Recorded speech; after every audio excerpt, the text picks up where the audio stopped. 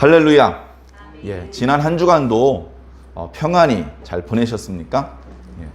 어떻게 보면 엄밀하게 말하면 이 세상에 우리가 살고 있는 동안에는 진정한 평안은 맛보기 어려운 것 같습니다.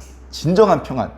그 어떤 고민도, 물질적인 부족함도, 육체적인 어떤 질병이나 아픔도, 또 마음에 눈꽃만큼의 고민도 없는, 그러면서 영적으로 하나님하고 마치 옆에 있는 친구하고 대화를 나눌 정도로 친밀하면서 아무 거리낌이 없이 의사소통을 할 수 있는 그런 샬롬, 그런 평안은 어쩌면 이 땅에 있는 동안에는 어려울 것 같습니다.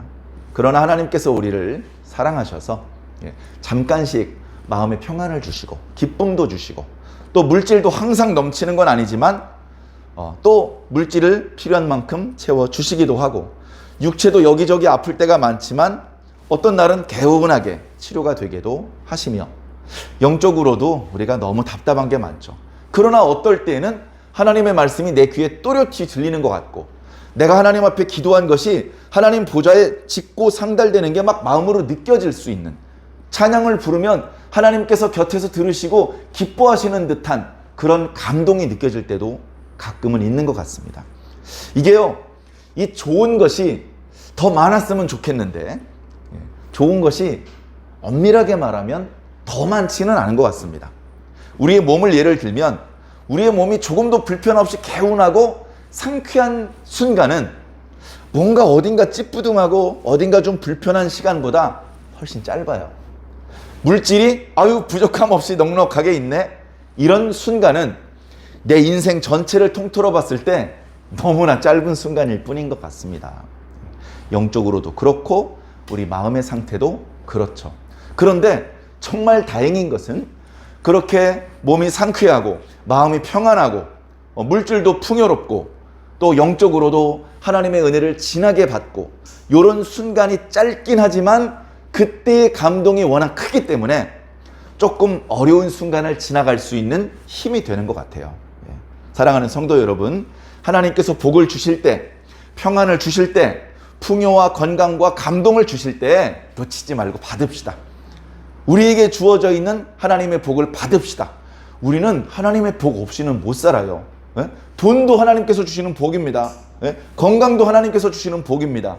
우리가 세상에 하나님 없이 사는 사람들조차 좋다고 생각하는 모든 좋은 것은요, 다 하나님께로부터 오는 것이고요. 우린 그 하나님께서 주시는 복으로 그런 것들을 받지 않으면요, 육체적으로도 이 땅에서 살기 힘들어요.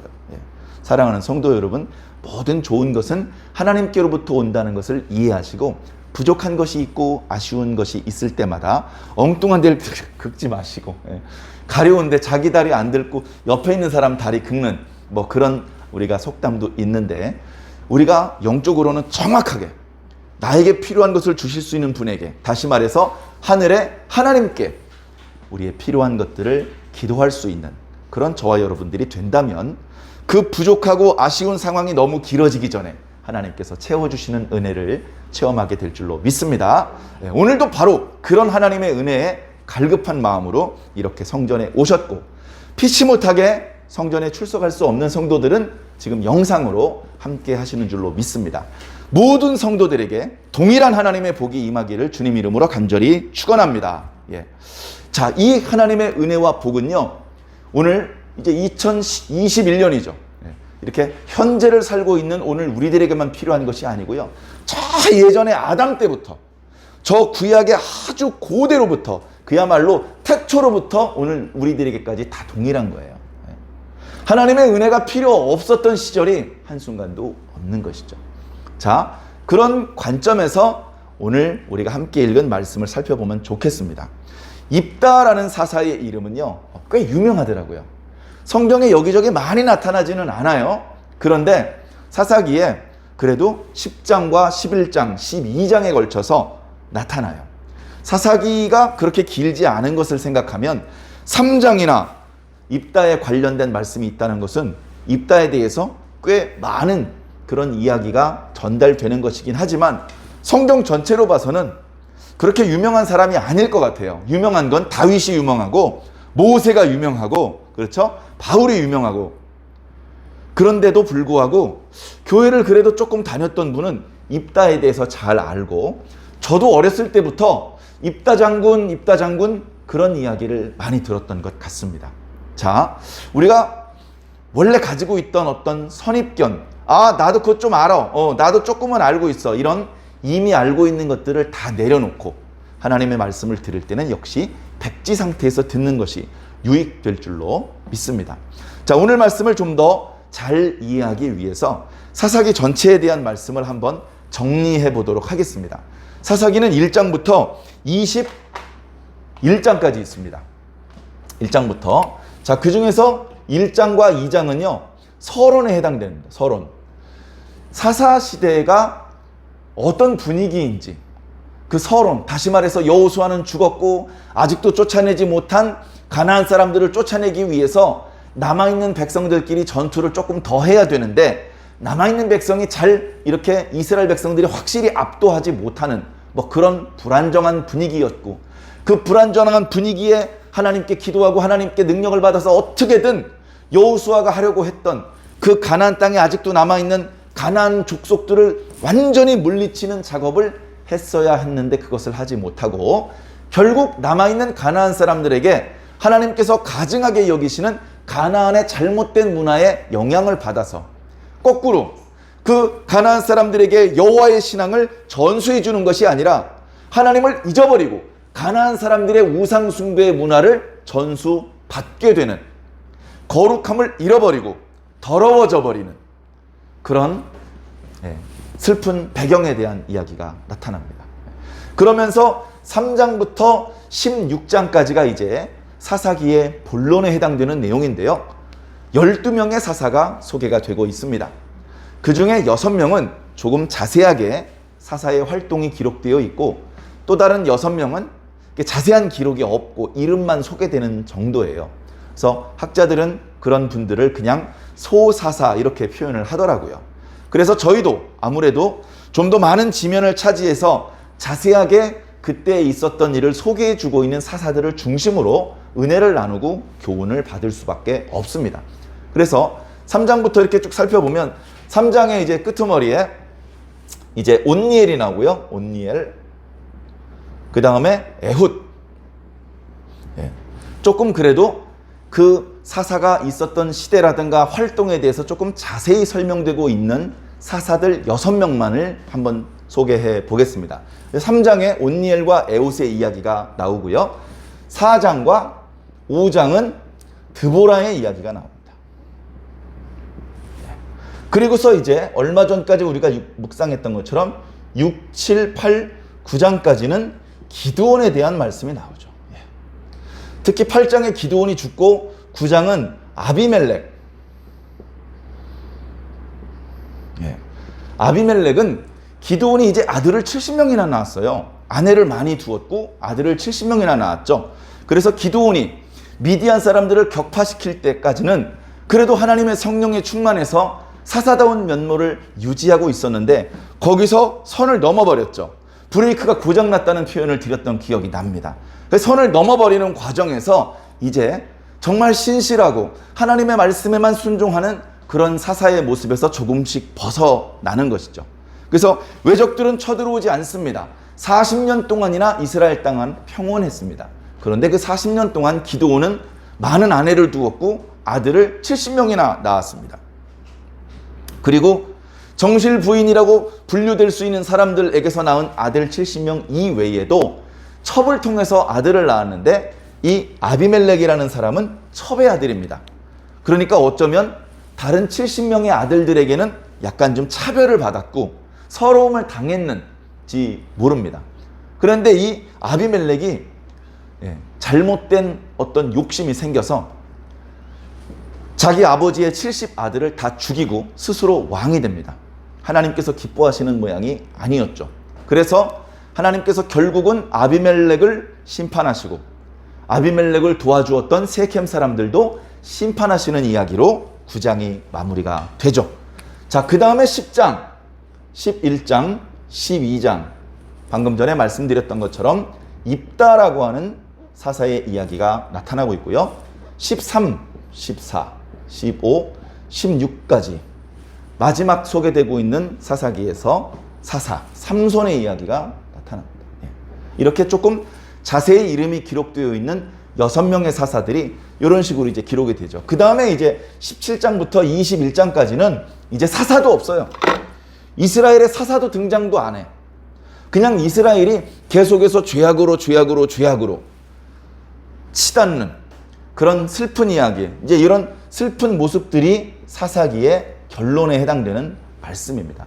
그래서 맨 끝에 21장 25절을 보면 그때에는 왕이 없으므로 사람들이 각자 자기 소견에 옳은 대로 행하였더라 라는 표현이 사사기서 전체의 결론에 해당되는 말씀으로 소개되고 있습니다. 그 결론의 모습을 보면 이 사사기 전체가 우리가 절대로 본받아서는 안 되는 잘못된 보기들이 많기 때문에 그 맨 마지막 구절에 사사기 전체를 상징하는, 사사기 전체를 요약해주는 그 말씀 속에서 지혜를 얻어야 되는 것이죠. 그때에는 왕이 없으므로 사람들이 각자 자기 소견에 옳은 대로 행하였더라. 그 말씀에서 우리는 어떤 교훈을 얻어야 되느냐? 그때에는 하나님이 왕이셨더라. 왕이 없긴 왜 없어? 하나님이 계시잖아. 그리고 우리는 각자 우리 소견에 옳은 대로 살면 안 돼. 하나님의 뜻대로 살아야 돼.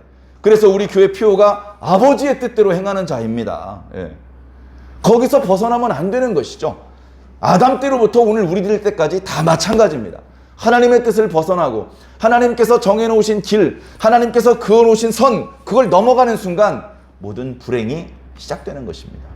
그래서 모세 때 시작되었고 여호수아 때 거의 완성되었던 하나님께서 만들어주신 이스라엘이라는 공동체에 이 사사시대에 금이 가기 시작을 했습니다. 비유적으로 표현을 하자면 이때 불행의 씨앗이 뿌려지기 시작을 했습니다. 이 씨앗은 중간에 죽었으면 좋겠는데 죽지도 않아요. 이때 뿌려진 불행의 씨앗은 결국 무럭무럭 자라서 비참하고 불행한 결론을 이스라엘 사람들에게 가져다 주었고, 우리가 직접 그 시대에 산 것은 아니지만 우리는 성경을 통해서 그때 있었던 일들을 간접 경험하면서 우리는 절대로 그런 불행을 반복해서는 안 되겠다라는 아주 중요한 교훈을 받아야 됩니다. 하나님께서 지금 하시는 일은 단순하게 이스라엘 사람들, 오늘 말씀해 보니까 길르앗 사람들, 그 사람들 몇 명을 구원하시는 게 하나님의 최종적인 목표가 아니에요. 그들도 구원하셔요. 그들도 고통 가운데 부르짖으니까 하나님께서 불쌍히 여기시고 근심하십니다. 그래서 결국은 하나님의 영을 보내시고 그들을 구원시켜 주셔요. 그러나 그것이 하나님의 최종적인 목표가 아니에요. 하나님의 최종적인 목표는 하나님의 형상을 따라 난 우리 인간들이 구원받는 겁니다. 우리 인간들이 구원받기 위해서는 가장 핵심적으로는 예수 그리스도가 오셔야 돼요. 예수 그리스도께서 구원받아야 될 인간의 모양으로 오셔야 돼요. 하나님의 구원의 대상이 돼지였다면 하나님의 아들은 돼지의 모양으로 오셨을 것입니다. 그런 하나님은 사람을 사랑하셨고 사람을 살리시기를 원하셨기 때문에 한 분밖에 없는 하나님의 아들은 사람의 모양으로 오셨습니다. 그리고 그분이 사람이 가지고 있는 모든 죄, 아담으로부터 예수님 후대에 태어날 사람들의 죄까지 다 짊어지시고 죽으셔야 합니다. 그리고 그 모든 죄가 이렇게 씻어져야 되고 박살이 나야 돼요. 없어져야 돼요. 그것이 구원입니다. 그리고 그 구원을 완성시키시기 위해서 다시 오셔야 됩니다. 그게 하나님의 최종적인 목표고 하나님께서 그리시는 큰 그림입니다. 이런 큰 그림을 우리는 절대 놓치면 안 돼요. 사사기서 말씀이 상당히 재미있습니다. 근데 그 재미있는 이야기에 빠지다가 큰 그림을 놓치면 바보죠. 항상 모든 말씀, 심지어 예수님이 등장하지 않는 말씀을 읽으면서도 우리는 마음 한구석에 이게 예수님하고도 연결되는 말씀이구나, 이런 것들을 느끼면서 말씀을 들어야 진정으로 유익될 줄로 믿습니다. 자, 그래서 지금 11장 말씀이에요. 오늘 10장 말씀까지만 해도 입다가 실제로는 11장과 12장에 등장을 하는데 그때 있었던 일의 배경을 보여주는 것이죠. 배경을 보여주는 겁니다. 자, 아비멜렉이 죽었어요. 9장에. 아비멜렉이 그냥 거의 1등, 2등을 다투는 성경의 아주 못된 놈입니다. 나쁜 놈. 다행히 그 녀석은 3년만 나쁜 짓을 했어요. 3년. 자기 형들 다 죽이고 스스로 왕 돼가지고 온갖 못된 짓을 저지른 기간이 한 3년쯤 되었습니다. 그러나 오래가지 못했죠. 하나님께서 세켐 사람들을 통해서 아비멜렉을 벌 주시고 아비멜렉의 손을 들어서 세켐 사람들을 벌 주셨습니다. 그래서 하나님께서 정의가 뭔지 보여주신 것이죠. 하나님께서 이렇게 불의한 것을 눈 감아 주시고 용서해 주시고 계속 불의를 저지를 수 있도록 내버려 두는 분이 절대로 아니라는 것을 확실하게 보여주셨습니다. 그래 세겜 사람들도 벌을 받고 아비멜렉도 죽었음에도 불구하고 결국 이스라엘 사람들의 민심은 무척 흉흉해졌습니다. 사람들이 서로를 믿지 못하고 따뜻한 눈빛으로 서로를 볼 수 없는 지경이 되었습니다. 우리나라도요. 우리나라 조선시대 때 전기 때 나름 평화로웠고 아주 그 문화도 융성하게 또 경제적으로 상당히 좋아졌던 기간인데요. 가장 큰 어려움이 임진왜란이었다고 합니다. 임진왜란이 쾅 하고 부딪히고 지나가니까 그 다음부터 사람들 말부터 아주 거세졌대요. 언어학자들이 임진왜란 전에는 이렇게 식물에서 나와서 끝에 푹 하고 아름답게 피는 것을 곶이라고 불렀대요. 곶. 근데 임진왜란이 지나니까 그걸 꽃이라고 말하게 되었다고 합니다. 기역은 쌍기역으로 바뀌고요. 지읒은 치읒으로 바뀌었다고 합니다. 그렇게 모든 일을 할 때 말을 할 때 아주 말을 거칠게 하는 그런 경향이 생길 정도로 임진왜란은 우리나라 조선시대를 크게 뒤흔들었던 아주 어려운 그런 환란이었던 것 같습니다. 마찬가지로 기드온과 특히 아비멜렉의 시대를 지나면서 안 그래도 이스라엘 사람들은 자꾸 회개하는 듯 하다가 또 죄악의 구렁텅이로 빠지고 회개했다가 또 죄악의 구렁텅이로 빠지고 이런 악순환을 반복을 했는데 특히 아비멜렉을 지나서 그 뒤로 갈 때에는 아예 구정물 통해서 노는 그런 안타까운 모습을 보여주고 있었습니다. 입다 이전에 있었던 사사들이 그걸 어떻게 좀 다시 좀 바로 잡아보려고 노력을 했습니다만 역부족이었고 결국 이스라엘 백성들은 하나님께서 기뻐하지 않으시는 온갖 종류의 범죄를 저지르기 시작을 했습니다. 자, 조금 더 이해를 돕기 위해서 이해를 도울지 더 이해하기 어렵게 만들지는 잘 모르겠습니다만 지도를 통해서 한번 설명을 드려보도록 하겠습니다.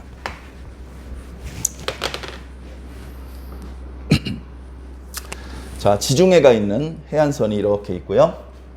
헬몬산에서부터 요단강이 흘러내려와서 여기 갈멜산 있는 데쯤에 갈릴리 호수가 있고 이제 요단강이 쭉 흘러내려가서 사해 바다가 이렇게 있습니다. 그러면 이쪽에 있는 요 땅이 가나안 땅이에요. 요 땅. 이 땅을 동서남북으로 아브라함과 이삭과 야곱이 뛰어다니면서 언약을 받은 겁니다. 보이냐? 뭐가요? 동서남북으로 모든 땅들 보입니다. 이거 다 너한테 줄게. 이게 하나님의 약속이었고 그 약속은 모세와 여호수아 때 성취가 되었죠. 그래서 여호수아 때 이 땅을 다 차지하고 이스라엘 백성들이 이 땅을 지파별로 분배를 받은 거예요. 제일 먼저 분배를 받은 것은 갈렙이 있었던 유다 지파. 유다 지파가 제일 남쪽을 차지했습니다. 그리고 그 다음으로 분배를 받은 게 이제 에브라임과 므낫세. 역시 야곱이 사랑했던 라헬의 아들들. 에브라임과 므낫세가 노른자 땅이에요. 이제 에브라임이 지도를 보시면 에브라임이 땅 면적은 그렇게 넓지 않은 것 같은데요. 노른자 땅입니다. 그리고 면적을 가장 넓게 차지한 게 므낫세. 므낫세는 이쪽이 이제 요단강 서쪽에 있다 그래서 서므낫세. 이쪽은 동므낫세. 므낫세. 아주 땅도 넓게 차지해요. 엄청나게 넓게. 그리고 이제 베냐민이 여기 있고요. 베냐민 지파와 단 지파가 무슨 이렇게 남자 허리 벨트처럼 이스라엘 남쪽 북쪽으로 긴 이 땅의 중간 벨트 역할을 이렇게 딱 차지해요. 남쪽은 전부 유다 땅이고 여기 이제 뭐 시므온이 있었지만 유다 지파로 흡수되어 없어져 버렸어요. 그렇게 됐고 여기 그 다음에 에브라임 지파, 므낫세가 여기를 다 차지하고요. 이쪽은 이쪽을 다 차지합니다. 그리고 오른쪽은 여기 르우벤 지파, 그 다음에 갓 지파가 이렇게 있고요. 그리고 이쪽 위쪽은 이 두 지파를 합한 정도의 면적을 므낫세가 차지해요. 그러니까 므낫세가 동서쪽으로요. 엄청나게 많이 땅을 차지해요. 그러면서도 불평이 많아. 아이 다 산이요. 이러고 불평이 많아요. 자, 그리고 나머지 지파들 여기 스불론, 이사갈, 아셀, 납달리 이렇게 있는 겁니다.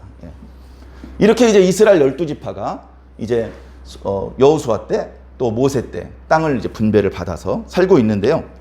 자, 문제는 이제 이스라엘 백성들이 모세가 죽고 그 다음에 여호수아도 죽었음에도 불구하고 계속해서 오직 하나님만을 섬겨야 돼요. 여호수아 때요, 아무도 우상 숭배를 한다거나 하나님의 율법에 저촉되는 행위를 할 생각을 못했어요. 그때 당시 이스라엘 백성들은 여호수아를 좋아했어요. 존경했어요. 두려워했어요. 여호수아의 말을 하나님의 음성처럼 따랐어요.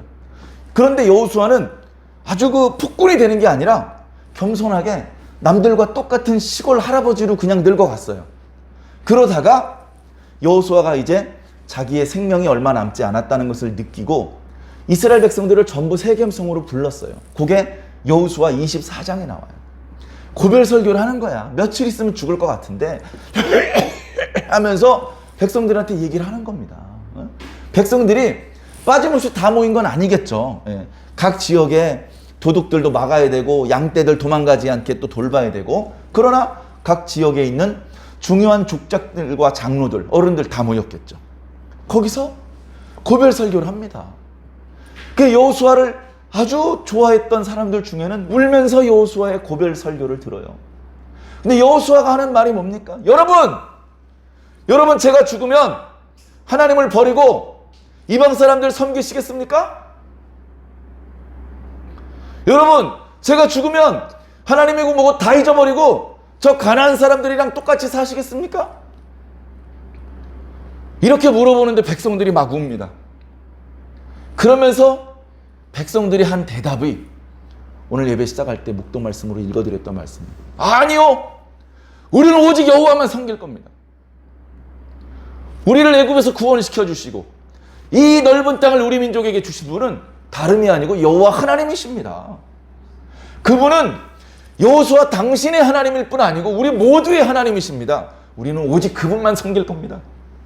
그렇게 신신당부하고 큰 소리를 쳤었는데 안타깝게도 여호수아가 죽자마자 여호수아를 알던 세대가 지나가자마자 그 뒷세대들은 신속하게 하나님을 잊어버리고 하나님을 버렸습니다. 그래 입다 장군이 등장하기 시작하던 시대에는 어느 정도였느냐? 자, 기본적으로 이 가나안 사람들이 믿던 우상이 있었어요.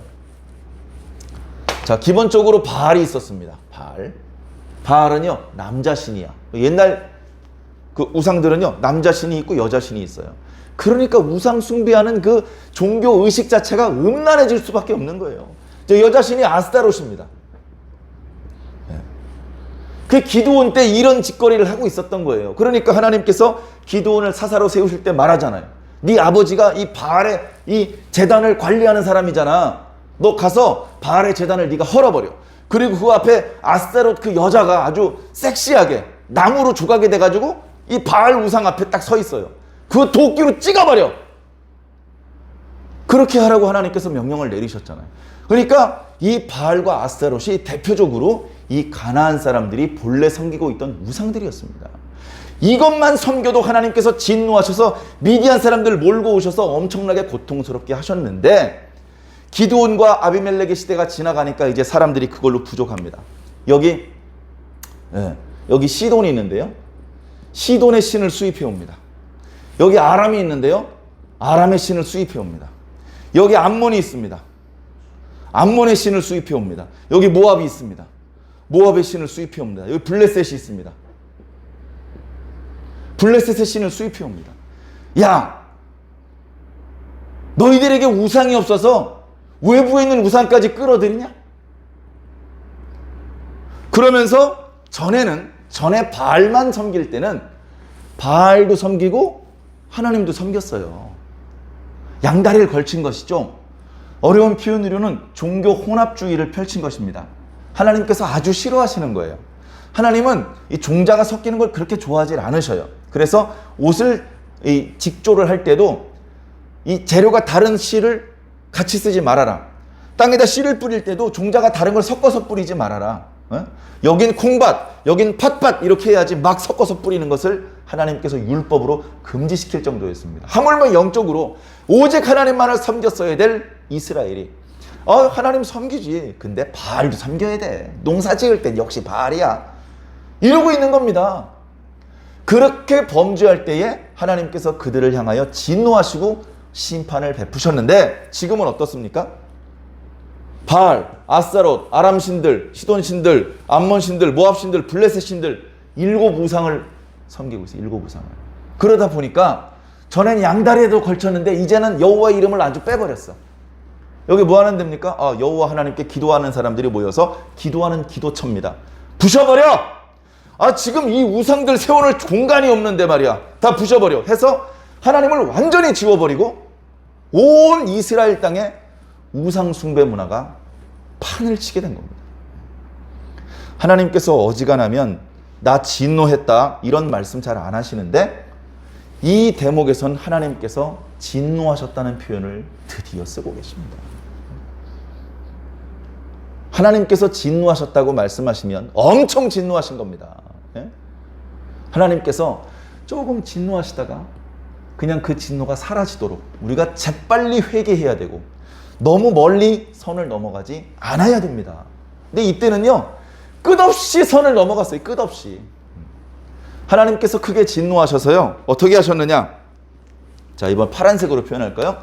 여기 암몬 족속들을 강성하게 하셨어요. 그 다음에 여기 블레셋 족속을 강성하게 하셨어요. 전에는 하나님께서 사사를 세우셔서 싸우게 하실 때는 보통 한쪽에서만 공격을 해와요. 모압에서 공격이 올 때 두 번째 사사 에웃이 모압의 왕을 죽였잖아요. 메소포타미아 왕이 왔을 때는 유다 지파의 온니엘이, 그죠? 그리고 미디안, 더 먼 쪽으로 올 때 기드온이 그들을 물리쳤는데 지금은 하나님께서 두 민족이 양쪽에서 공격을 하게 하는 거예요. 양쪽에서 이렇게. 양쪽에서. 감당을 할 수가 없죠. 제가요, 여러분들이 하루도 빠짐없이 우리 완주 중앙교회와 함께 성경 묵상을 이어나가신다면 뭐 좋겠습니다만 그렇지 못한 경우도 있으니까 미리 말씀을 드리면 이 암몬 사람들은 하나님께서 입다라고 하는 사사로 완전히 물리쳐 주십니다. 그리고 이 블레셋 쪽에서 올라오는 이 이방 민족들은 이 단지파에 있는 삼손을 통해서 완전히 물리쳐 주세요. 그래서 결국은 이 이스라엘 땅이 다시 평화를 회복하죠. 근데 그 뒤에 이어지는 말씀들은 이제 더 이상 외적이 쳐들어오지도 않고 사사를 세우지도 않는데 그냥 저절로 속이 썩어서 뭉클어지는 영적으로 그런 모습을 보여주고 있는 것입니다. 그리고요, 여기 베냐민이 이 사사기 맨 뒤에 보면 베냐민 지파가 다 죽어요. 베냐민 지파가 남자가 300명밖에 안 남아. 남자가. 광야에 행군할 때도요, 베냐민이 몇만 명이었거든요. 근데 베냐민의 남자가 싹 다 죽고 300명이 남아요. 그 누가 베냐민 지파를 죽였나 그랬더니 11지파가 베냐민을 죽였어요. 이방 민족이 죽인 게 아니고 저놈들을 죽여라 해서 거의 다 죽였거든요. 그 막 거의 다 이제 베냐민 지파가 씨가 마를 뻔했는데 막 죽이다가 전쟁에서 승리하고 있는데 뭔가 뒤통수가 써늘하니까 잠깐 멈춰봐. 야, 우리 지금 무슨 짓을 하고 있는 거냐? 하나님께서 우리 이스라엘에게 12지파를 주셨는데 우리 손으로 한 지파를 씨를 말릴 뻔했다. 멈춰라. 그래가지고 명맥만 유지합니다. 베냐민이 거의 없어지자마자. 그 베냐민 지파는 그 이후에도요, 명맥만 유지하지 실질적으로는 유다와 한 지파처럼 돼버립니다. 유다. 자, 그 다음에 여기 단지파는요, 야, 여기 뭐 맨날 블레셋이 뒤통수 치는데 힘들어서 못 살겠다. 야, 저 위쪽으로 도망가자. 저 위쪽으로 단지파가 이사를 갑니다. 단체로. 그러니까 어떻게 됩니까? 이스라엘 지파가 남북으로 긴데 중간에 뻥 뚫려요. 그래서 어떻게 됩니까? 남한국과 북한국이 분단이 되는 거예요. 그래서 분단이 되는 겁니다. 그래서 분단이 되고서 북한국이 먼저 멸망하는 거예요. 그리고서 남한국 유다가 멸망하는 그 슬픈 이스라엘의 역사, 그 슬픔의 씨앗이 사사기 시대 때 뿌려진 거예요. 이렇게. 자, 요 블레셋이 쳐들어와서 삼손 때 있었던 이는 다음 주 주일날 말씀을 좀 자세히 드리기로 하고요. 오늘은 이제 암몬 자손이 정복해 옵니다. 그래서 이쪽 말씀을 좀 더 자세히 드리도록 하겠습니다. 자, 이스라엘 사람들이요, 본래 가지고 있었던 정체성이 거의 다 무너졌어요. 자, 요단강 동쪽에 있는 이 사람들이 어떻게 요단강 동쪽에 살게 되었느냐? 모세 때 이 사람들이 찾아옵니다. 모세요, 무슨 일로 찾아왔는고? 저희들은 그냥 이쪽 땅에 살게 해주시옵소서. 아닌데, 하나님께서 우리에게 주신 땅은 이쪽 가나안 땅인데, 근데요, 저희 이 므낫세 갓 르우벤 지파, 저희 지파들은 유난히 이 짐승들이 많습니다. 양과 소와 염소와 이런 것들이 많은데요, 이쪽에 보니까 양과 소와 염소를 기르기 좋은 환경입니다. 이쪽 지파는 우리 형제들이 넉넉하게 널찍널찍하게 차지하십시오. 우린 그냥 이쪽에 있을 수 있도록 허락해 주십시오. 그래 모세가 하나님께 기도해서 허락을 받았어요. 그래서 이쪽에 살은 겁니다. 그 대신 이쪽 땅에서 전투가 벌어질 때 너희 지파에서 용사들을 보내줘야 된다. 함께 싸워야 된다. 그건 하겠습니다. 그래서 이쪽 땅을 분배받고 자기 땅에 가축들, 노인들, 어린이들, 여자들 남겨놓고 용사들만 와서 싸웠습니다. 그래서 그 용사들이 여호수아 때 용맹하게 싸우고요, 여호수아가 이제 돌아가도 좋다고 했어요. 돌아가도 좋다. 그래서 우리는 이 요단강을 건너가지만 우리 이스라엘 12지파는 여전히 하나의 이스라엘이다. 서로 부둥켜 안고 울고, 요단강을 건너가면서도 우리가 이스라엘의 일원이라는 것을 잊어버리지 말자. 돌로 기둥을 세워놨어요. 그렇게 했는데 잊어버렸습니다. 야, 우리가 무슨 이스라엘이야. 이스라엘은 무슨 이스라엘이야. 요 동쪽, 요단강 동쪽을 통칭해서 길르앗이라고 부르자. 너 어디 사람이냐? 르우벤 사람이야? 갓 사람이야? 아니면 므낫세 사람이니? 그게 뭐야? 우린 길르앗 사람인데? 이렇게 말하고 있어요. 오늘 말씀에 계속 그렇게 나오는 거예요. 길르앗 사람 중에 입다가 있었다. 길르앗 장로들이 입다를 부르러 갔다. 길르앗 사람들이 암몬과 싸우려고 병사들을 모아놓고 궁시렁 그 어디에도 이 사람이 르우벤 지파인지 갓 지파인지 무슨 므낫세 지파인지가 안 나와요. 정체성을 완전히 잊어버린 것이죠. 자, 내가 므낫세 지파도 르우벤 지파도 갓 지파도 아닌데 무슨 여호와가 있어? 그런 거 없는 거예요. 원래 이 동네 살던 사람의 섬기던 우상을 찾아가는 거죠. 그게 결국 우상입니다. 결국 하나님을 떠나서 우상들에게 가는 것이죠. 아까 말씀드렸던 것처럼 이런 우상들. 자, 그러다가 하나님께서 진노하셔서 암몬 사람과 블레셋 사람들이 이스라엘을 공격하게 하시는데, 처음에는 암몬 사람들이 강력하게 이스라엘을 공격합니다. 어느 정도냐? 이 암몬 사람이 딱 공격을 하니까 이 암몬 사람들이 생각을, 여기 길르앗 사람의 땅은 우리 땅이야. 여긴 이미 점령을 했어. 그리고 힘이 뻗치니까 강을 건너서 유다 사람, 아까 어디였죠?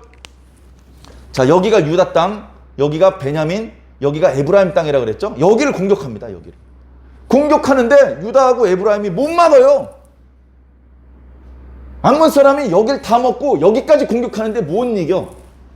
그래 결국 암몬 사람들이 이스라엘 전체를 괴롭히는 그런 시대가 되어버렸습니다. 그렇게 괴로운 시간이 18년이나 지속됐어요. 야, 18년을 약탈을 당했으면 이것저것 다 뜯겨서 거덜이 났을 겁니다. 자, 그러던 상황에 하나님께서 입다를 통해서 뭔가 하시는 것이죠. 근데 말씀을 자세히 보면요, 뭔가 하나님이 주도하시는 분위기가 없어.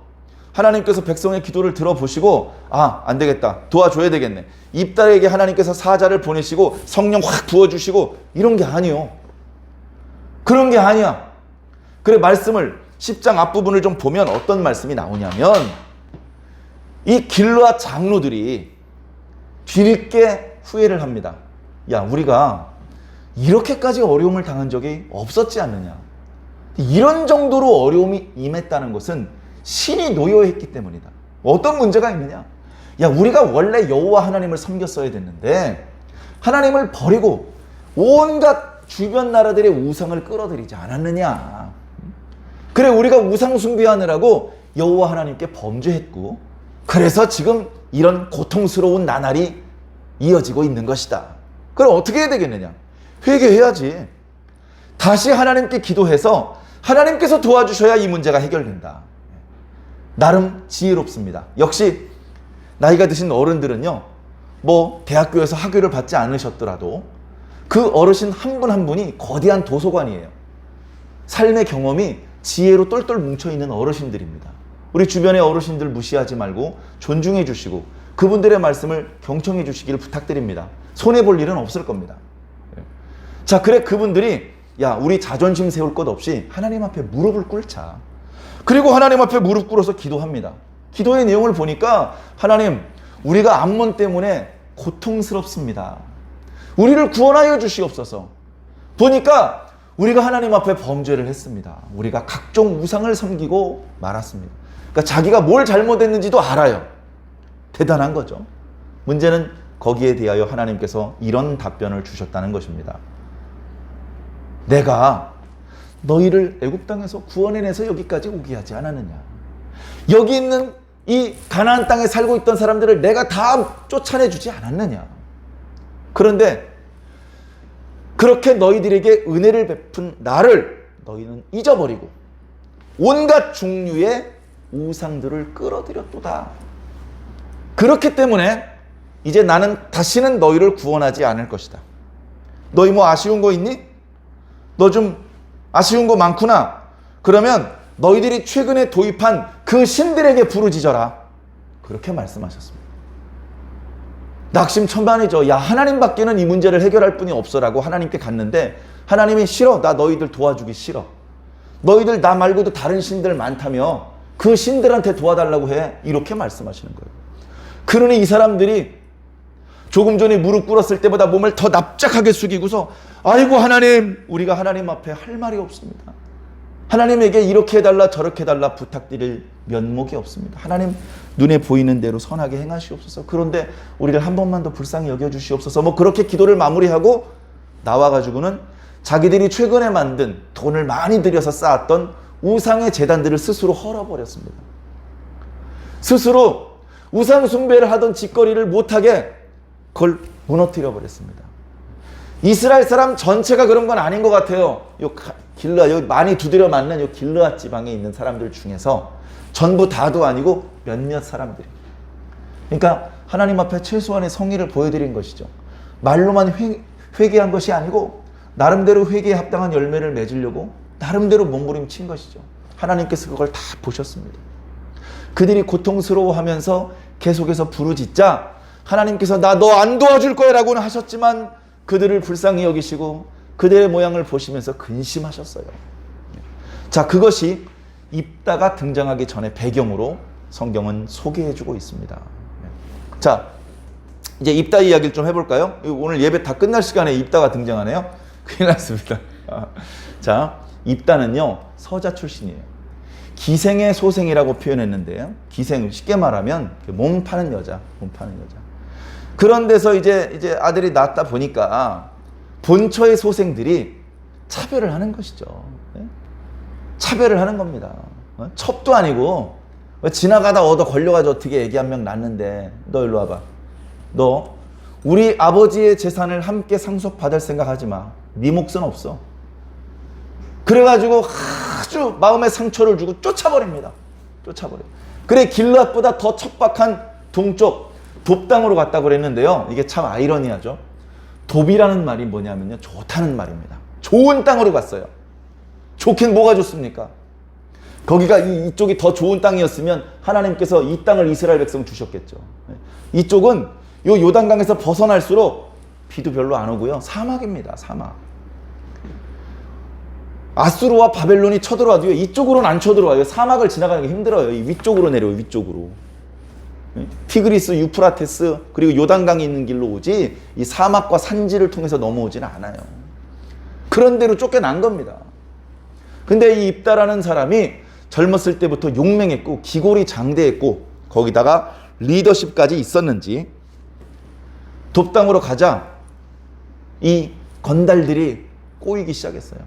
처음에는 야 어디서 굴러먹던 개뼈 땅이야 하다가 주먹 싸움을 했는데 보니까 주먹이 세. 그러지 말고 우리 형님이 되어 주십시오 해가지고 거기서 이제 대장 노릇을 하는 거예요. 말씀을 보니까 잡류들이 그에게 모였다. 돈을 주고 산 게 아니에요. 아비멜렉은 돈 주고 샀어요. 근데 입다는 그 건달들이 제 발로 입다 주변에 모입니다. 아, 진정한 우리의 형님이십니다. 이러고 모인 거죠. 그리고서 그들과 함께 출입했다고 표현하고 있는데 이것은 마치 군대가 출정을 나갔다 귀환을 했다 할 때 쓰는 표현을 쓰고 있습니다. 그러니까 단순히 동네에서 술 마시고 말썽 피우는 그런 건달이 아니고 조그마한 부대를 운영하고 있어서 제법 군대로서 싸움을 한 경험을 쌓고 있었던 모양입니다. 그러다 보니까 좀 이름이 유명해졌죠. 야, 저기 우리가 쫓아냈던 입다라는 친구가 저쪽 동네에서 아주 유명해. 그 동네 가서 입다라 그러면 벌벌벌 떨어. 아이고, 곰도 구르는 재주가 있다고. 아이고, 그래, 먹고 살려면 뭐라도 해야 되겠지.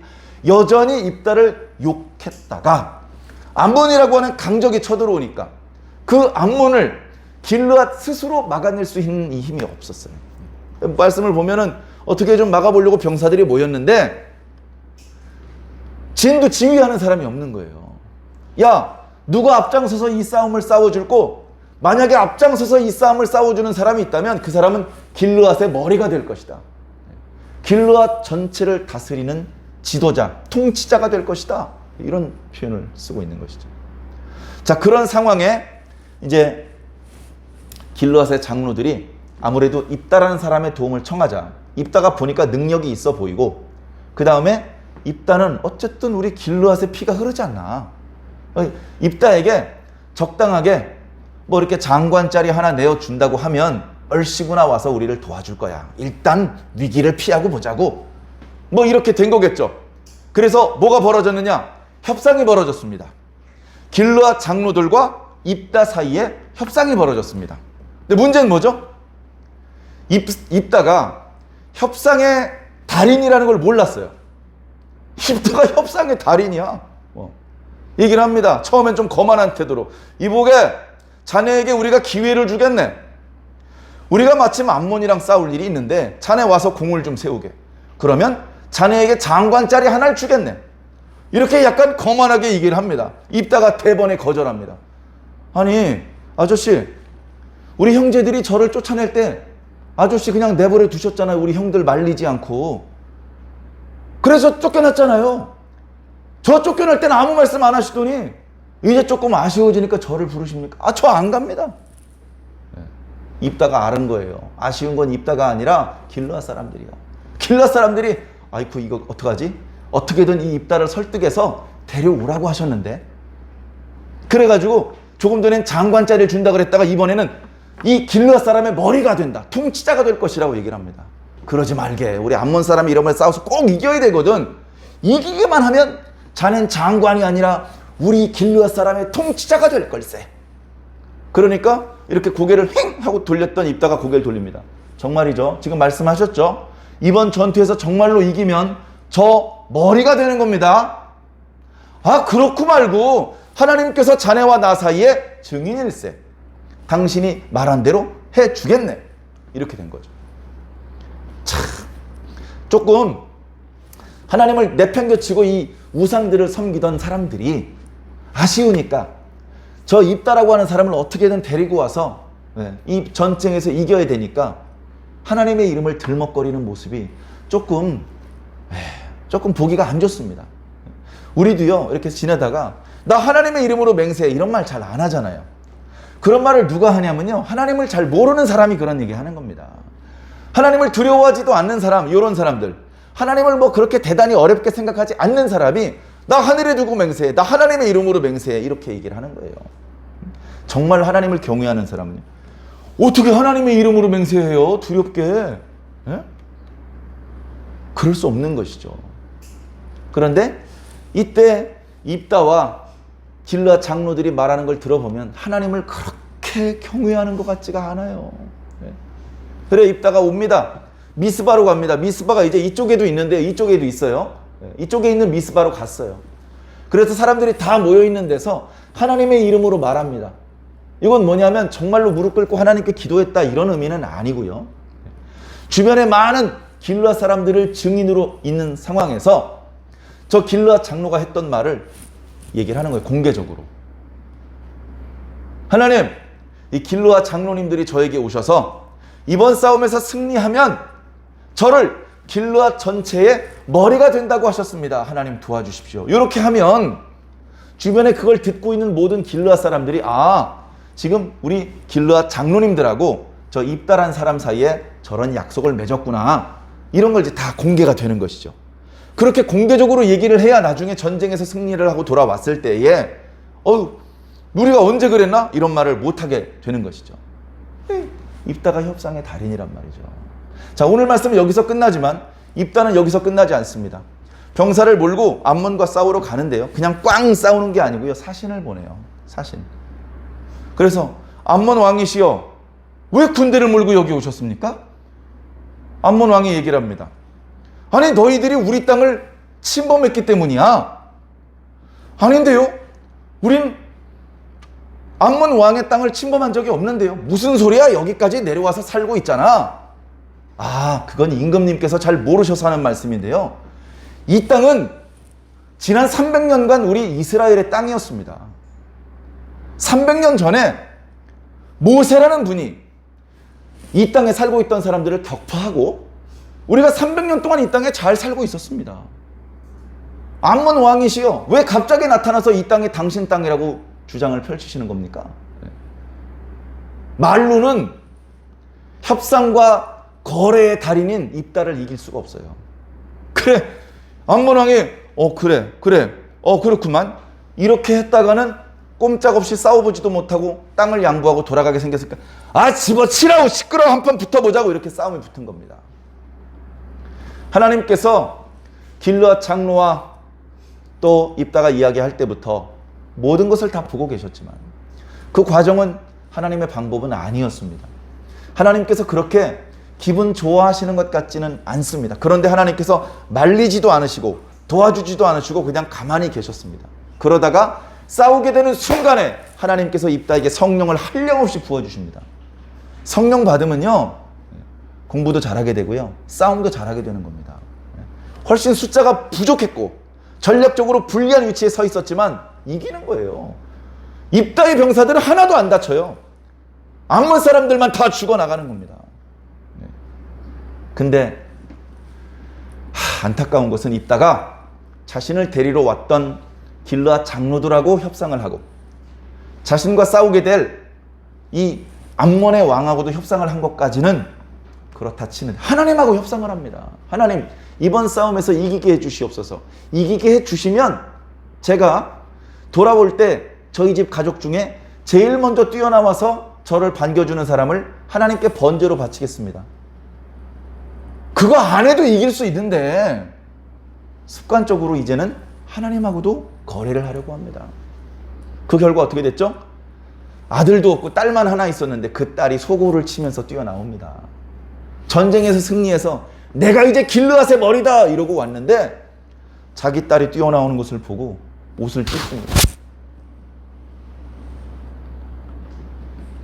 자, 거래는 우리가 이 땅에 살고 있는 동안에 필요할 것입니다. 아줌마 교회 형편이 좀 어려워요. 보증금을 좀 깎아주세요. 월세 좀 줄여주세요. 얼마나 줄여줄까? 지금 50만 원인데요. 40만 원만 합시다. 안 돼. 45만 원에 하세요. 이렇게 거래가 흥정이 필요하죠. 세상에서는 그런 게 필요할 수 있습니다. 근데 그게 습관이 되어서 하나님하고도 거래하려는 사람들이 많습니다. 저는요. 교회를 오래 다니면서 제법 믿음이 있어 보이는데도 불구하고 하나님과 거래를 하려는 사람을 많이 봤습니다. 하나님, 제가 평소에 10만 원 헌금하다가 오늘 100만 원 헌금합니다. 두툼하죠? 보이죠 이거? 100만 원입니다. 그러니까 1000만 원어치 복 주십시오. 이런 분들 정말 많이 봤습니다. 아마 여러분들도 주변에서 많이 보셨을 거예요. 저는 이런 분도 봤습니다. 목사님, 기부금 영수증 하나 발급해 주십시오. 발급해 드리겠습니다. 지난 1년 동안 얼마나 헌금을 하셨죠? 헌금은 못했어요. 근데요, 이번에 이 기부금 영수증을 발급해 주신다면 내년에는 11조 주정 성전 건축 헌금까지 내겠습니다. 큰 소리 치는 분은 많이 봤는데요, 약속을 지키는 사람은 한 명도 본 적이 없습니다. 목사님 와서 기도해 주세요. 그러면 이 사람 틀림없이 교회 다닐 사람입니다. 제가 기도를 해드리러 많이 갔지만 그 사람이 교회 다니는 경우는 거의 보지 못했습니다. 사람은요, 자기가 큰 소리 쳐놓고 자기가 맹세를 해놓고 그걸 지킬 능력이 없어요. 그걸 아시면서도 하나님께서는 용서하시고 용납하시고 복을 주시는 겁니다. 하나님이 바보라서가 아니에요. 하나님 바보 멍청이 같이 난 약속 안 지킬 건데 하나님 혼자 약속 잘 지키고 계시네. 하나님이 바보라서 그런 게 아닙니다. 하나님의 스타일은 협상하고 거래하는 스타일이 아닙니다. 순종하면 복을 주고 불순종하면 저주가 있을 것이다. 봐요, 하나님도 협상하고 거래하는 분이잖아요. 하나님을 잘 모르니까 그런 소리 하는 겁니다. 하나님은 일방적으로 사랑하시고 일방적으로 복을 주시는 겁니다. 일방적으로. 복받은 사람들 보세요, 성경에. 정말 복받을 만한 뭘 잘했습니까, 그렇게? 이만큼 잘했는데 이만큼 잘한 걸로 보아주시는 거예요. 지금 우리가 복받고 있습니다. 그런데 우리가 이 정도 복을 받을 잘한 거 있습니까? 엄밀하게 보니까요, 복받을 자격 하나도 없어요. 여러분 얘기할 것도 없어. 저부터 보면 제가 저를 알잖아요. 저 하나님께 복받을 자격 없어요. 저 한 게 없어요. 근데 엄청 많이 받았어요. 그러니까 감사하는 겁니다. 하나님 앞에 드린 만큼 받았으면 받을 때 뭐 감사할 게 있어요? 네? 하나님께 이렇게 얘기할걸요? 하나님도 받을 만큼 받으셨잖아요. 뭘 감사까지 요구하세요? 이러고 나올 겁니다. 하나님과 거래하는 사람은 그런 태도를 취하기 쉽습니다. 그런데 정신이 온전히 박힌 사람은 우리는 하나도 한 게 없는데 하나님께서 다 해주신 걸 알아요. 그러니까 무릎이 꿇어지는 겁니다. 그러니까 감사하고, 그러니까 눈물 흘리고, 그러니까 순종하는 겁니다. 우리도 그렇게 헌금했으면 좋겠습니다. 하나님, 제가 평소에 10만 원 헌금하다 오늘 100만 원 헌금합니다. 돈 남아서 하는 건 아니고요. 제가 하나님께 너무 감사해서 오늘 좀 헌금을 좀 다른 때보다 많이 하고 싶어서 이렇게 헌금하는데요. 저 바라는 거 하나도 없습니다. 저 그냥 하나님 좋아서 드리는 거예요. 이런 헌금을 좀 할 수 있는 그런 성숙한 신앙인이 좀 됐으면 좋겠습니다. 예? 명절 때 어르신들 만나서 선물 드리고 어른들 용돈 드릴 때 엄마 매년 5만 원 주다 이번에 10만 원 주니까 나중에 100만 원 줘야 돼. 이거 바라고 주십니까? 사람이 아니죠, 그러면. 그런 마음으로 주는 거라면 사람이 아니죠. 자기 어머니하고 자기 아버지하고 그렇게 거래하라는 놈은 사람이 아닙니다. 신앙을 떠나서도 인간적으로도 그런 종자를 좋게 말하지 않습니다. 하물며 신앙을 하는데 하나님하고 거래를 하고 나 복 받았는데 많이 나 드릴 만큼 드렸어. 이렇게 많이 드리니까 복을 받은 거지. 그런 생각을 하지 않으시기를 부탁드립니다. 벌 받습니다. 우리가 받은 은혜는 우리가 드렸기 때문에 받은 게 아닙니다. 우리가 드린 것보다 훨씬 많이 받았기 때문에 우린 무릎을 꿇어야 되고 우린 감사를 해야 되고 찬양을 해야 되고 우리가 가진 모든 것을 드려도 부족할 뿐인 것입니다. 사랑하는 성도 여러분, 입다의 이야기 속에서는 우리가 배우면 안 되는 부분도 있습니다만 어쨌든 이것을 반면 교사 삼아 우리에게 소중한 지혜와 교훈을 주고 계십니다. 이것들을 놓치지 않고 잘 귀 기울여 들으시고 우리들의 신앙이 더 반듯하고 하나님께서 기뻐하시는 모습으로 성장하며 성숙되시기를 예수님 이름으로 간절히 축원합니다.